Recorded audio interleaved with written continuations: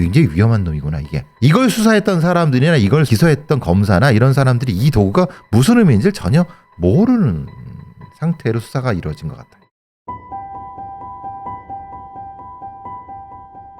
경상북도 북서부에 있는 상주시. 서울 면적의 2배가 넘는 면적에 산과 천도 많아 사람이 사라진다면 그만큼 찾기도 어려웠습니다. 2015년 4월 16일 목요일 50대 남편 박 씨는 불안한 표정으로 밤늦은 시간 지구대를 방문했습니다. 아내분께서 SM5 차량을 가지고 집을 나섰는데 이후에 연락도 없고 집에 귀가를 안 하고 있다고 실종 신고를 하러 오셨습니다. 확인해보니까 핸드폰도 꺼져 있는 상황이어서 일단 신고 접수를 했습니다. 실종자는 50대 중반의 여성 팽희숙 씨. 실종자 위치 파악이 안 되는 상황에서 하루 이틀 실종 상황이 길어지자 경찰은 남편의 용의점을 확인했습니다. 남편에 따르면 그날은 토요일이라 자신이 집에서 쉬고 있었다고 했습니다. 남편의 핸드폰 위치도 자택인 상주시 외남면을 벗어나지 않았습니다. 아내의 보험가입 내역 역시 특이한 점은 없었습니다. 그러나 경찰이 남편에 대한 의심을 풀지 않은 이유는 아내의 실종일은 신고 5일 전인 11일 토요일이었기 때문입니다. 남편은 5일이나 실종 신고를 하지 않고 있었던 겁니다. 대체 왜 그랬을까? 또한 부부의 자택인 외남면은 주변에 갈방산, 오봉산 등 산들이 에워싸고 있었고 송지 저수지도 있어 시신을 유기할 만한 지형도 주변에 많았습니다. 남편에 대해서 특이한 혐의점이 확인이 안 되고 있었고 저희는 CCTV 수사로 차량 이동 동선 파악에 더 신경을 썼습니다. 실종자 분께서 차량을 가지고 나가셨으니 차량 위치를 파악하면 피해자 동선 역시 자연스럽게 파악이 될 거라고 보고 있습니다. 경찰은 CCTV 수사를 통해 아내 희숙 씨가 타고 나간 SM5 차량을 추적했습니다. 수사는 쉽지 않았습니다. 작은 지방도로에는 CCTV가 설치되지 않은 구간이 많았습니다. 힘겹게 파악한 결과 차량은 자택인 외남면을 출발해 북쪽의 은천면으로 가는 모습이 포착됐습니다. 그리고 실종일로부터 12일 뒤인 23일 드디어 차량의 위치가 확인됐습니다. SM5 차량은 상주 시내에 있는 한 주택가 골목길에 주차되어 있었습니다. 내부와 트렁크를 열어봤으나 사람은 없었습니다. 차량의 열쇠 역시 없었습니다. 차량 내부에는 혈흔 등은 발견되지 않았습니다. 마지막 위치인 은천면 주변을 중심으로 실종자에 대한 수색에 들어간 경찰. 그리고 다음 날인 24일 오후 2시 20분쯤 은천면에서 성주로를 따라가면 나오는 중소리의 하천변에서 여성의 시신이 발견됐습니다. 공건면 중소내과에서 시신을 발견했습니다. 부패가 좀 진행이 되었고요. 목 졸린 자국이 육안으로 확인됐고 자상 등 흉기에 의한 흔적은 보이지 않았습니다. 지문을 통해 신원 확인도 했습니다. 실종자가 맞았습니다. 4월의 봄날 집을 나간 팽희숙 씨는 시골 하천에서 싸늘한 시신으로 발견됐습니다. 경찰은 정확한 사인 확인을 위해 부검을 의뢰했습니다. 목에 3에서 5mm 정도의 굉장히 얇은 끈으로 조른 흔적이 있습니다. 한 줄이 아니었습니다. 2-3번 정도 감아서 아마도 양손으로 끈을 잡고 뒤에서 좌우 양 바깥쪽으로 잡아당긴 것으로 보입니다. 사인은 경부 압박에 의한 질식사로 추정합니다. 그 외에 몸에 별다른 상흔은 확인되지 않았습니다. 그녀는 마지막 순간 목이 졸려 고통 속에 생을 마감한 것으로 보였습니다. 대체 누가 그녀에게 이런 짓을 저질렀을까? 참혹한 죽음의 진실을 찾는 수사가 시작됐습니다. 안녕하세요. 이곳은 크라임. 저는 진행과 연출을 맡고 있는 김PD입니다. 날카롭고 정확한 분석으로 대한민국의 정의를 세우고 계시는 배상훈 프로파일러님 모십니다. 예, 안녕하세요. 배상훈입니다. 반갑습니다. 네, 반갑습니다. 크라임은 내게 꼭 필요한 보험만 남겨주는 보험 솔루션 보험장터와 함께합니다. 네, 오늘 준비한 사건은 2015년 4월에 벌어진 사건입니다. 여기 나오는 이름들은 가명입니다. 실종일이 11일이었는데 신고가 또 5일 뒤에 16일 날 됐습니다. 그래서 남편이 초반에 좀 혐의를 이것저것 좀 받았었는데요. 또 시골이고 뭐 사람이 사라지고 뭐 숨기고 이런 것들이 좀 용이한 점도 있었고 실종도 좀 늦었고 어떻게 보실까요? 토요일 날 실종이 됐는데 네. 남편은 목요일 날 신고를 했어요. 이제 그러면 의심을 받죠. 근데 오히려 빨리 신고하는 게 만약에 범인이라고 하면은 그게 더 본인의 어떤 의심을 피하는 길이 아닌가? 근데 이제 부부관계라든가 아니면 사람의 관계라는 게 굉장히 복잡한 가족관계가 있을 수 있거든요. 네. 분명히 용의점은 있지만은 확정하면 안 된다. 이런 부분에서는 이제 문제는 상주라는 데가 산과 들과 강과 뭐 다 있을 건 다 있어요. 참 골치 아프죠. 왜냐하면 어디 갔다 죽여서 밀어놓거나 뭐 이럴 수도 있다고 생각하니까. 근데 어쨌든 몇 가지 구분되는 점은 있어요. 차가 발견된 것.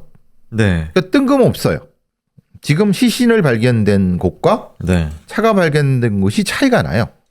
지금 제가 이제 뭐 지도 맵으로 찍어봤는데요. 자택에서 유기지까지 차로 가는 거리를 찍어보니까 43분이 나왔습니다. 유기지하고 또 은천면 같은 경우는 거리가 한 뭐 10분 뭐 정도. 그래서 뭐 거리가 뭐 대충 1시간 정도 거리에서 뭐 쑥 돌 수 있는 정도의 거리가 있었는데 여기는 일단 뭐 거리상으로만 말씀드린 거고 차는 또 다른 곳에서 발견되는데 차가 발견된 것은 구체적으로 기재가 안 돼서 파악은 안 됐습니다만 시내 쪽에 주택가 골목에 주차되어 있다. 이것만 확인됐습니다. 상주 시내라는 게 중요한 거예요. 네네. 왜냐면 시내라고 하는 것은 시내버스가 있다는 거잖아요. 대중교통이 있다는 거잖아요. 네.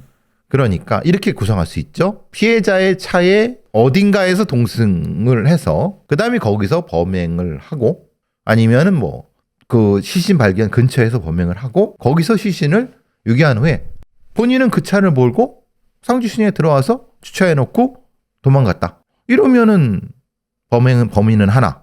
뭐 이렇게 추정할 수 있지 않겠어요? 범인이 둘이고 보통 이제 차가 2대 움직이는 경우에 케이스도 있잖아요. 근데 보통 네. 이런 형태가 2대라고 하는 게 좀 애매해요. 그렇다고 할 때는 그 차를 버린 데가 네. 시내 쪽이다. 그렇죠. 차도 사실은 안 들켰으면 좋겠으니까 또 구석에 어디 뭐 국도나 어디 변에 그렇죠. 뒀을 수도 있는데. 국도나 어디나 이런 뭐 저기 저수지 같은 데에다 불 질러갖고 이러면은 네. 우리 그런 사건 몇 번 있었잖아요.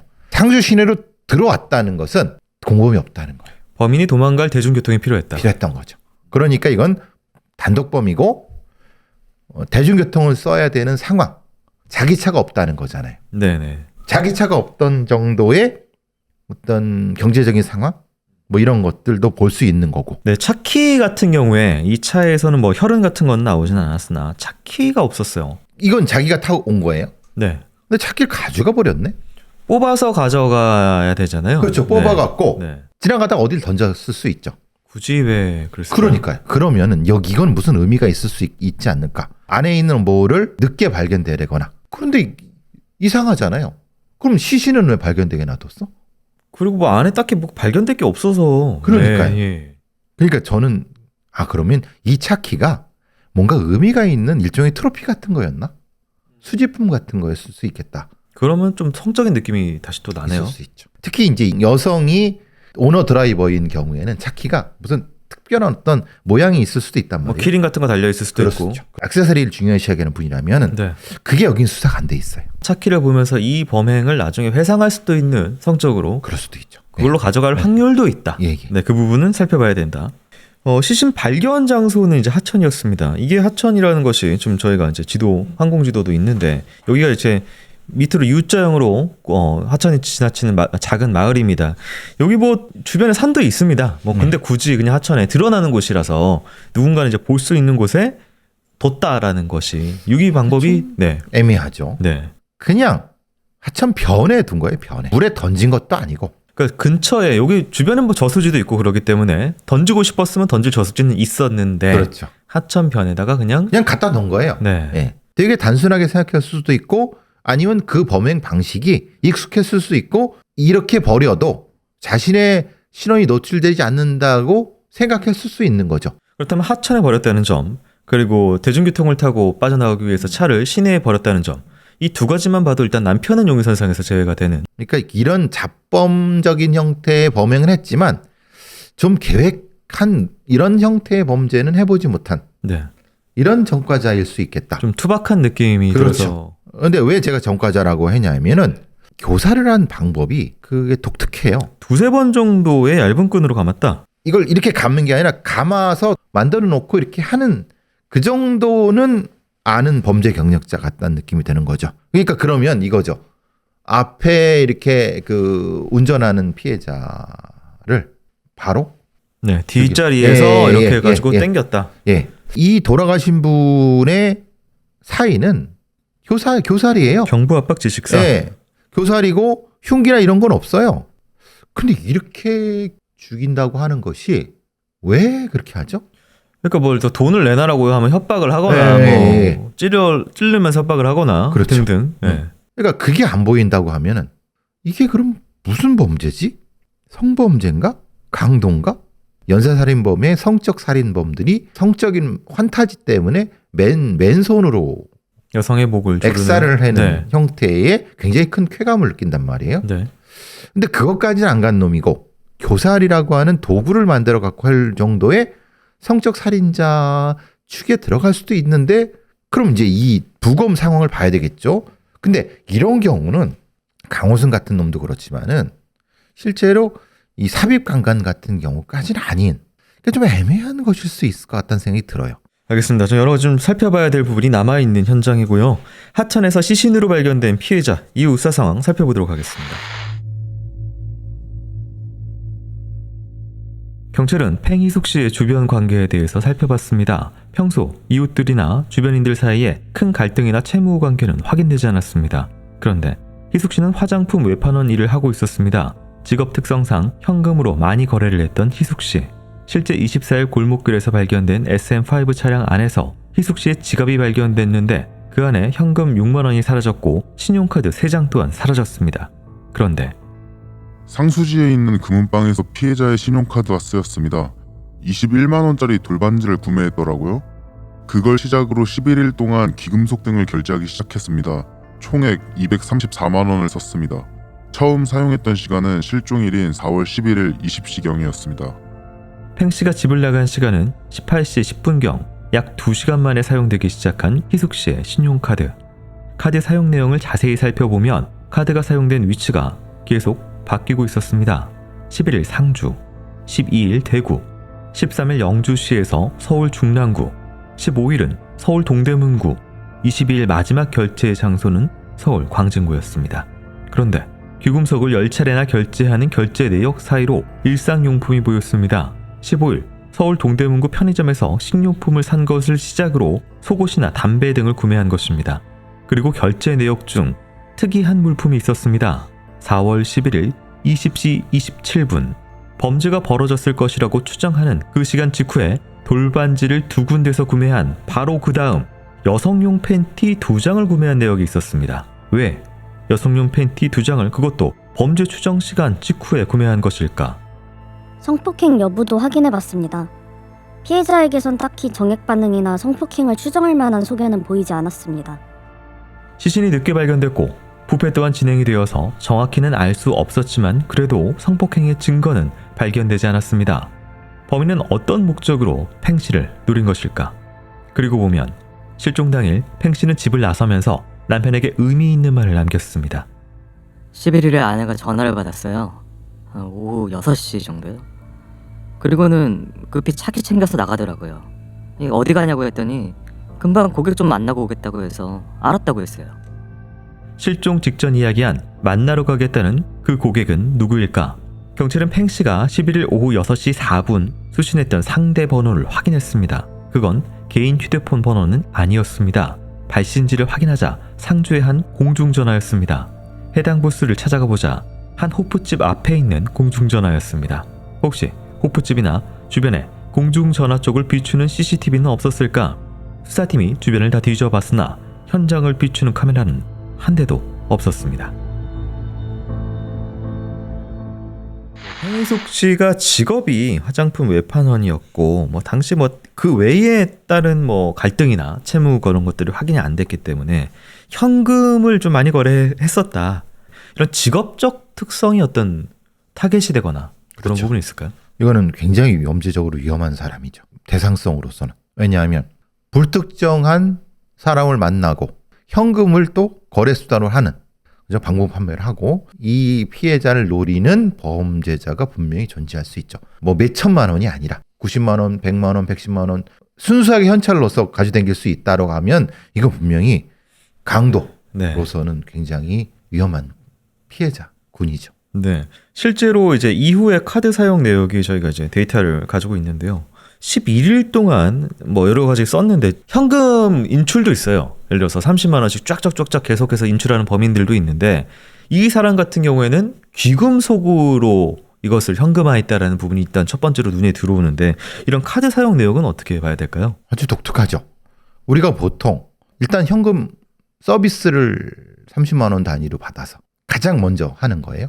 그 다음에 흔히 말하는 카드 대출 한 3천만 원까지 나올 수 있는 가장 두 가지 핵심이거든요. 근데 이 범위는 돌반지, 귀금속, 돌반지 이런 거예요. 다 귀금속이에요. 지금 쭉 나타나는 것이 근데 그것도 지금 돌반지야 뭐 한돈에 80만 원 넘지만은 네. 그때는 한돈이 20만 원.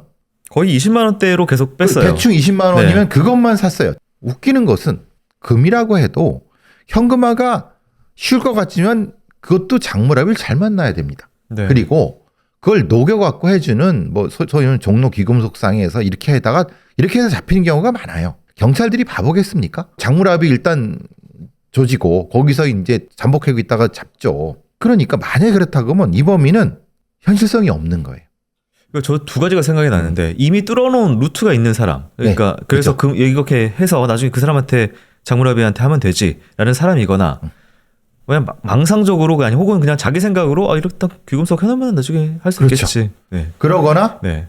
제가 더 걸리는 것은 네. 여성용 팬티 2장.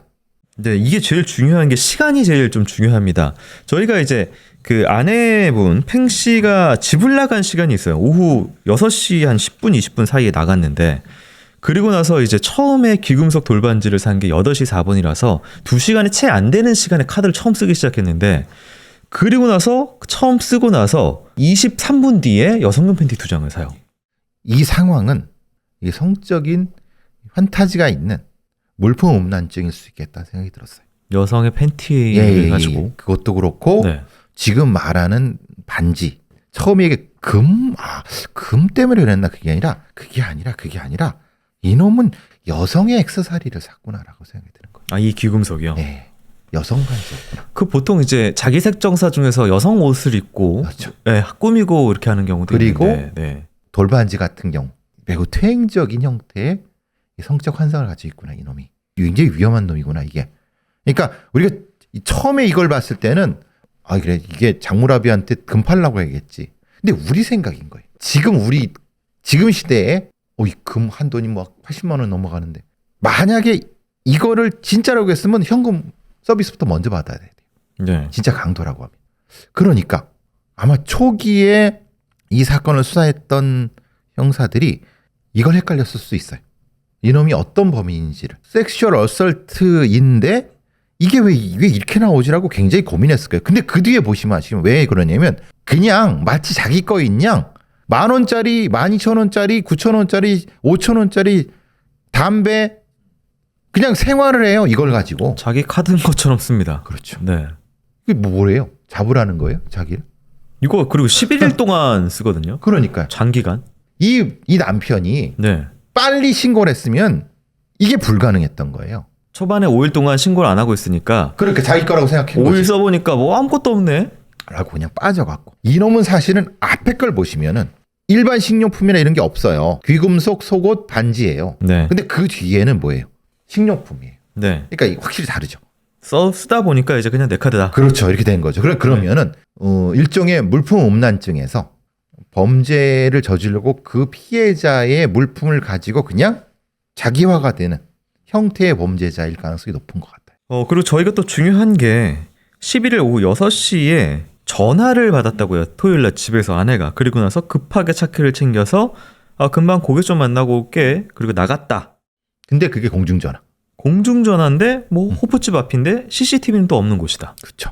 가능하죠. 고객이 이미 예전에 몇 번 알던 그 고객이 이거 저 화장품 좀 이번에 살 마음이 있어요. 그러니까 한번 가지고 왔어요. 라고 하면 이런 사람들은 금방 가죠. 핸드폰으로 연락이 온 것도 아니고 공중전화에서 연락이 왔는데 나갔다는 거는 생판 모르는 남이 아니라는 거네요. 얼마 정도 안면이 있고 네.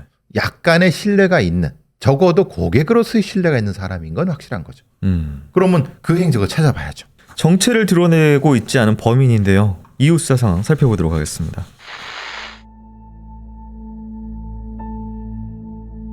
경찰은 카드가 사용된 편의점 등에서 CCTV를 확보해 사용자를 확인했습니다. 그러자 30, 40대 정도로 보이는 남자가 그 정체를 드러냈습니다. 이자는 누구일까? 경찰은 수사를 통해 유력한 용의자로 뽑은 인물이 있었습니다. 그건 40대 남성 우씨. 그는 2009년에 택시 강도를 벌여 강도상해죄로 징역 5년을 선고받았고 2014년 2월 부산교도소에서 출소했습니다. 그는 출소 이후에도 자잘한 범죄들을 계속 벌이고 있었습니다. 2014년 6월에 강릉의 한 모텔에서 업주에게 자기 앞 슈퍼를 보여주면서 월세 계약을 하겠다고 투숙을 했답니다. 그러면서 수표가 총 1억 1천만 원인데 내일 건축이라는 사장이 오면 건네주면 된다. 그러니 우선 200만 원을 현금으로 빌려달라. 봉투 속 수표 금액에서 해결해주겠다라고 하면서 200만 원을 편취했습니다. 그 수표라는 게 사실 그 웹하드 쿠폰이었습니다. 우 씨는 2014년 7월엔 대구 북구의 한 식당에 들어가 주변에 있는 공사장 인부들이 6개월간 간식을 주문하려는데 이 가게는 사업자 번호가 없으니 일단 자신의 사업자 번호를 빌려주겠다고 하고 대신 15만 원을 비용으로 달라고 사기를 쳤습니다. 이후 비슷한 수법으로 다른 식당에서 3만 원, 그리고 다른 식당에서 테이블 위에 놓인 스마트폰을 절도하는 등 자잘한 사기 범죄를 저질러 왔습니다. 그런데 우 씨에겐 성적으로 특징적인 범죄 행위도 있었습니다. 바로 식당 테이블에서 훔친 스마트폰으로 벌인 짓입니다.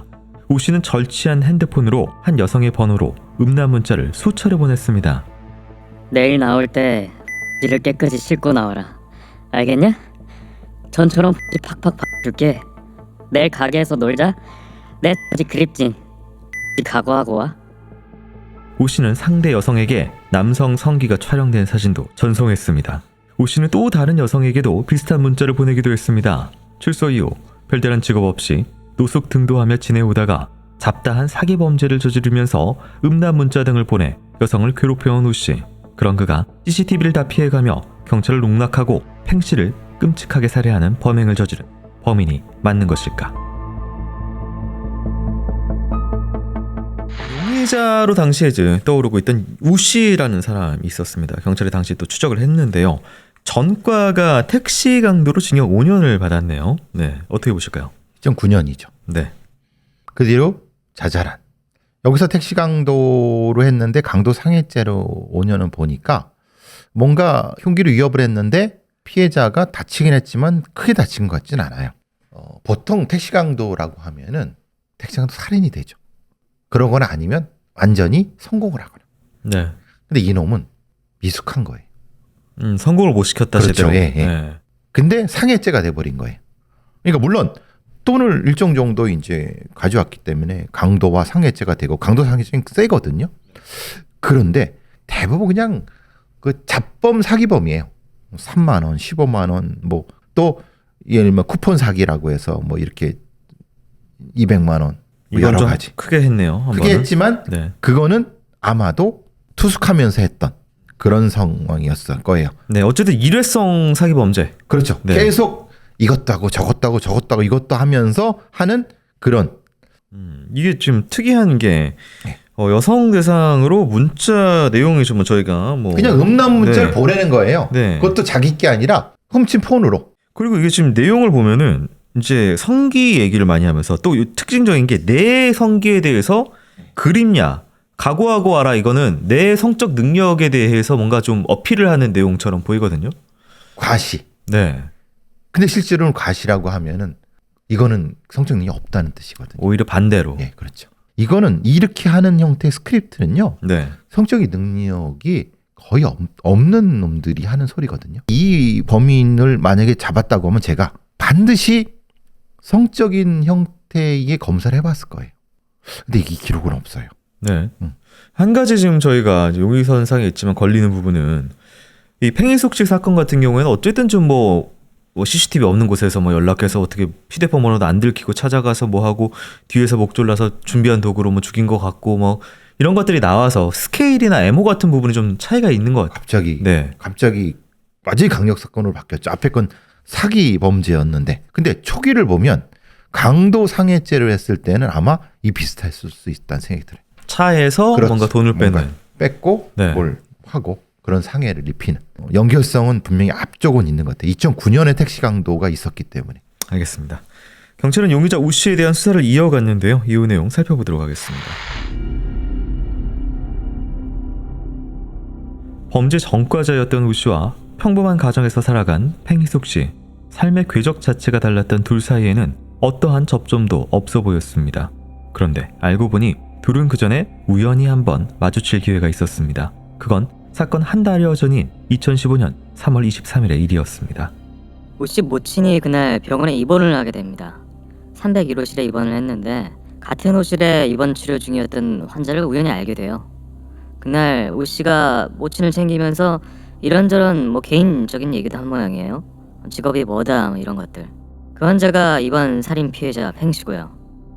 경찰은 4월 11일 찍힌 차량의 CCTV를 통해 운전자가 팽씨가 맞는지 확인하려 하였으나 해가 지는 시간이고 화질 문제로 인물 식별이 쉽지 않았습니다. 그런데 CCTV상 확인된 은청면이 용의자 우씨가 어린 시절을 보낸 곳으로 확인됐습니다. 용의자에게 꽤나 익숙한 장소로 이동한 당일의 차량 동선. 경찰은 우씨가 평소 휴대폰을 사용하지 않아서 통신 수사를 통한 위치 파악에 애를 먹었습니다. 이에 피해자의 신용카드가 집중적으로 사용된 서울 지역의 형사들을 파견해 잠복 수사에 들어갔습니다. 마지막 신용카드 사용지는 서울의 광진구의 한 지역. 잠복 이틀째, 우씨가 한 모텔에 투숙 중인 것을 확인한 경찰은 주인에게 우씨의 사진을 보여주며 몇 호실인지를 확인했습니다. 그리고 올라가 조용히 문을 두드렸습니다. 문이 열리는 순간 형사들이 뛰쳐들어가 우씨를 현장에서 체포했습니다. 우씨는 범행 사실은 인정했습니다. 그러나 강도 목적 범죄는 아니라고 주장했습니다. 피해자가 호신용 스프레이를 꺼내자 당황해서 우발적으로 살해했다는 겁니다. 우씨는 애초에 고객 소개로 속여서 자신의 고향 마을로 유인한 것도 처음부터 돈을 노린 것도 모두 인정하지 않았습니다. 그런데 우씨는 범행을 재현할 때 팽씨가 호신용 스프레이를 꺼내기 전에 이미 팽씨의 목에 검은색 전선을 감아 조이고 풀기를 반복하고 있었습니다. 또한 팽씨가 주장한 호신용 스프레이는 피해자의 가방이나 사체 주변 어디에서도 그 실체가 발견되지 않았습니다. 그리고 강도살인의 목적이 없다는 우씨가 왜 미리 조이기 쉽게 만들어 놓은 전선을 가지고 팽씨를 만났는지 또한 설명하지 못했습니다. 그는 마지막까지 피해자의 돈을 노리거나 살해할 의사가 없었다고 반복했습니다. 과연 법원의 판단은 어떻게 내려질까?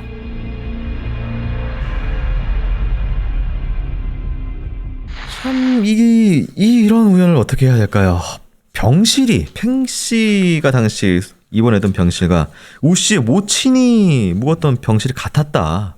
그때 이야기를 나눴다. 뭐 이런 내용이 있네요. 다인실이 그냥 뭐 할 일이 없으니까 그렇죠. 이런저런 대화를 좀 하게 되고 6인실 뭐 8인실 이런 데 보면은 커팅 같은 거 하면은 계속 거기 심심하니까 보호자들끼리 얘기도 하고 뭐 이런 거 많이 하는데 네.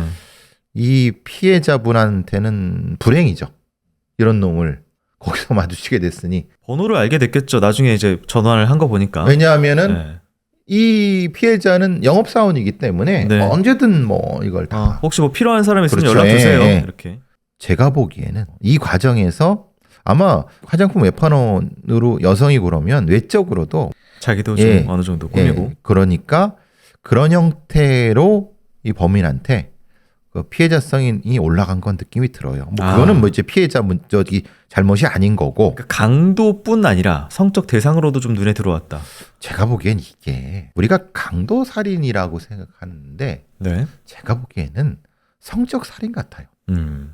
성적 살인이라고 봐야지 맞는데 네. 이 교살용 이 도구라는 게 실제로는 성적인 각적인 도구와 연관이 되는 것 같고. 그 부분을 좀 말씀드리도록 하겠습니다. 이 뭐 판결문에 나와 있는 내용 중에 이런 부분이 있어요. 피고인은 검은색 전선을 피해자의 목에 2회 감아 조르고 전선이 풀어지는 것을 방지하고자 3회에 걸쳐 전선을 묶는 방법으로 피해자를 살해하였는데 위 검은색 전선은 양쪽 끝이 잡아당기기에 좋게 매듭이 지어져 있고 이를 이용해 피고인은 매우 강하게 피해자의 목을 감을 수 있었는 바 미리 철저하게 준비된 것으로 판단된다. 뭐 이런 부분이 예, 있습니다. 그러니까 이제 둘로 돌아서 양쪽을 잡아당기면 바로 올가미가 양쪽으로 될 수 있도록 네. 만든 부분이거든요. 물론 이게 유튜브나 이런 데 보면 나오지만은 네. 이게 2015년의 일이에요. 네. 그러니까 아마 이놈은 이 교도소에서 이렇게 하는 거를 네. 배웠을 거예요. 매듭이라는 게 사실 뭐 두 가지 강도에서도 쓰이지만 성적으로 본디지라고 하는 예. 네. 그러기도 하고 네. 교사를 하면서 성적으로 살해하는 방식의 것도 쓰이거든요. 이 묶었다 풀었다를 반복했다라는 네. 얘기는 왜 나오는 걸까요? 왜냐하면 그렇게 하면서 네. 이제 성적으로 피해자가 흥분할 거라고 착각하는 망상이에요. 그래서 이게 네. 제가 왜 이 말씀을 계속 안 드리려고 했냐면 이런 방식으로 연쇄살인범들이 살인을 하거든요. 그리고 신정동 사건의 그놈은 손으로 그랬고 손으로 조였다 풀었다 하는 건데 조금 더 이 도구적인 상황이 더 높은 놈들은 네. 그렇게 도구를 쓰거든요. 이 도구가 바로 그 도구인데 이걸 수사했던 사람들이나 이걸 기소했던 검사나 이런 사람들이 이 도구가 무슨 의미인지를 전혀 모르는 상태로 수사가 이루어진 것 같아요. 그냥 일반적으로 생각하면 뭐 강도살인용 예. 교살 도구겠지. 생각해보세요. 근데 남자 강도범이 네. 교살용 도구를 여자한테 써서 제압을 한다는 게 이게 말이 된다고 생각하세요? 그냥 흉기만 가지고 아니 흉기 없이도 네. 완력으로도 제압해서 강도를 할 수 있는 상황인데 네. 굳이 이걸 한 이유가 뭐겠어요? 그리고 묶었다 풀었다 할 필요가 없잖아요. 그렇죠. 그냥 한 번에 땡겨서 죽이면 그렇죠. 되니까. 예. 그리고 여기서 해석이 안 된 건 그거예요. 왜 여성용 팬티를 사냐 이 말이에요. 그것도 그렇죠. 그죠? 네. 여성용 속옷. 그 다음에 이놈은 앞에서 보시는 것처럼 음란물자를 불특정 다수한테 보내는 놈이에요. 성적으로 뭔가 좀 망상이 있는. 그렇죠. 네. 근데 이게 해석이 전혀 안 돼 있어요. 이 범행의 수사와 네. 기소 재판 단계에서는 전혀 이놈이 어떤 놈인지를 전혀 해석이 안 돼 있어요. 네. 그냥 강도범이다. 강도살인범이다라는 걸로 끝냈어요. 이게 얼마나 큰 후과가 들어오는지는 이제 재판 결과를 보시면 나타나요. 1차로 데려간 이 은청면이라는 곳이 하천변 바로 옆에 도로 하나로 이제 쭉 가면 있는 곳인데 여기가 자기 어렸을 때 어린 시절 보낸 고향이라는 동네거든요. 왜 거기에 자기가 범행을 한 피해자를 유기를 했어요. 그러니까 이게 흔히 말하는 퇴행적인 형태의 시신 유기 방식. 온보현 같은 건가요? 그럴 수도 있고 게리 네. 리지웨이 같은 놈도 그렇고. 네. 미국의 그 유명한 3대 연쇄살인범이라고 게리 리지웨이가 자기와 관계에 있는 어릴 적 관계에 있는 그 산에 집중적으로 시신을 유기하는 성적으로 퇴행화되는 상태가 높아지면 네. 거기로 회귀하는 특징을 가지고 있는 거예요. 자기가 마음 편한 곳이 좀 좋은 그렇죠. 건가요? 예. 그래서 그건 또 성적 살인과 연결이 돼요. 자, 재판 결과를 또 살펴볼 건데요. 그 전에 전하는 말씀 듣고 오도록 하겠습니다. 교수님, 보험장터 분석 요청하면은 보험료 줄이고 보장 는다고 하잖아요. 근데 이거 아무리 생각해도 싸지는데 어떻게 혜택이 는다는 게 이게 가능한가 싶어가지고요. 그 비결은 바로 할인형 보험이지. 가입할 때 건강하면 할인받고 1년 동안 수술 입원이 없다면 최대 9년 동안 매년 할인받는 게 할인형 보험이지. 아, 그래서 보장이 같아도 더 저렴해질 수 있군요. 근데 보장이 느는 건요? 요즘에는 치료비 보장이라고 표적 항암, 중입자 방사선, 로봇 수술처럼 고가의 비급여 치료비를 보장받을 수 있는 보험이 있다고. 요런 건 보험장터 전문가한테 도움받으면 자세히 알려준다고. 거긴 일반 설계사가 아니라 교육센터에서 근무했던 팀장님들 많다면서요? 보험장터는 여러 보험사를 비교할 수 있는 보험 전문가가 보험료는 줄이면서 보장은 확 늘릴 수 있다고. 1544-5788 전화해보라고. 자세한 건 더보기 눌러서 보험장터 링크 클릭하거나 카톡 아이디 JK6003을 친구 추가해서 문의해도 되고요. 미래를 위한 안전장치 보험장터, 보험 전문가의 합리적인 보장 분석 신청하세요. 재판 결과 살펴보도록 하겠습니다. 교도소에서 출소 후 달리 생계를 유지할 방법이 없었던 피고인이 생계 유지를 명목으로 다수의 피해자들에게 사기, 절도 등의 범죄를 저지르던 중 급기야 강도살인죄까지 범하게 된 것으로 피고인의 범행으로 인하여 무엇과도 바꿀 수 없는 귀중한 가치인 생명을 잃게 되는 중대한 결과가 발생하였다. 더욱이 피고인은 강도상해죄로 징역 5년을 선고받고 부산교도소에서 출소한 지 불과 1년여 만에 유사한 방법으로 다시 강도살인의 범행을 저질렀고 그 범행 시기가 일부 사기 범죄로 경찰에서 조사를 받은 이유라는 점이 더욱 파렴치하다.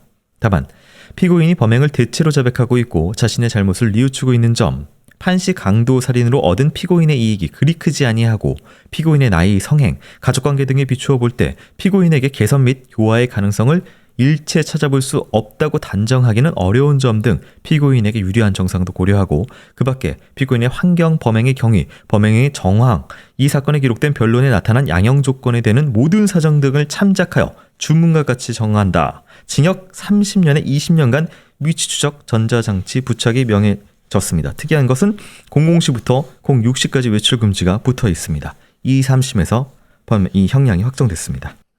이 사건의 가장 큰 판결의 문제는 강도 살인으로 얻은 피고인의 이익이 크지 않다는 거예요. 강도 살인으로 얻은 피고인의 이익이 크면은 높은 형을 받고 작으면은 낮은 형을 받나요? 예를 들면 이런 거예요. 3천만 원을 이렇게 범행을 하려고 했는데 이게 없어. 피해자가 그럴 돈이 없어. 실제로 죽이고 났더니 6만 원 나오고 이런 경우도 예. 있죠. 예. 그게 이 범죄자랑 무슨 상관이죠? 범행 동기랑 아무 상관이 없죠. 그렇죠. 네. 이놈은 어쨌든 자신의 목적을 위해서 살인을 한 거예요. 그 동기가 중요하던데 이건 결과적으로 몇십만 원 안 훔쳤네. 그 몇십만 원 안 훔친 이유는 이 피해자의 경제적 사정 때문에 그런 거예요. 가난한 사람이 죽는 것은 형량이 적고 부자가 죽는 건 형량이 높다고 생각하는 거예요. 이 판사는. 이건 되게 어처구니가 없는 판결인 거예요. 네. 이 범죄자의 기본적인 범행 동기를 해석해야 되는데 그 해석을 못하니까 결과적으로 피해가 별로 없네. 그러니까 형량도 작은 거야라고 생각하는 거예요. 그러니까 1차원적인 생각이죠. 많은 돈을 그 피해를 받았으면은 많은 형량, 적은 돈은 피해는 적은 형량이니까. 제가 이 범인을 왜 계속 성적 살인자라고 하냐면은 네. 이놈은 실제로는 많은 돈을 하려고 했다고 하면은 돈이 많은 사람을 공격을 했겠죠. 방판 하나 아줌마를 노렸다라는 것은 다른 목적이 있었다. 그렇죠. 방판하는 아줌마가 돈이 많겠습니까? 가지고 다니는 돈이 수천만 원이겠습니까? 그 말이 안 되잖아요. 그리고 이놈이 가지고 다니는 교살 도구라든가 이걸 봤을 때 이건 성적 살인인 거예요. 네. 근데 성적 살인이란 것을 배제한 이유는 이걸 수사한 사람들은 강도 살인으로 해야지 형량을 높게 받는다고 하는 착각을 하는 거예요. 강도 살인도 사형이고 강간 살인도 사형입니다. 네. 그런데 문제는 강도 살인은 입증하기 쉬워요. 근데 강간 살인은 입증하기 쉽지 않아요. 특히 삽입 강간이 없는 경우에는. 정액 반응이 안 나왔죠. 네. 그래서 이게 해석하지 않고 해버렸기 때문에 그래서 형량이 이렇게 30년밖에 안 나온 거예요. 이놈은 사실은 사형을 받아야 되는 놈이에요. 이게 생각해보세요. 사람을 이렇게 그 성적으로 놀이개 삼아서 죽인 장난 삼아서 목을 죽였다, 풀렸다 이렇게. 네. 이런 놈을 30년 정도밖에 안 주고 그리고 이건 성적 살인이 아니기 때문에 이건 가석방이 돼요. 네. 무슨 말씀인지 아시겠죠? 네. 그러니까 이게 어처구니 없는 판결을 판사라는 사람이 해고도 전혀 자기가 무슨 판결을 내렸는지 모르는 거예요. 이게 그래서 범죄에 대한 정확한 분류와 분석이 왜 필요한가? 그리고 이것이 판결문에 담기는 게 얼마나 중요한가?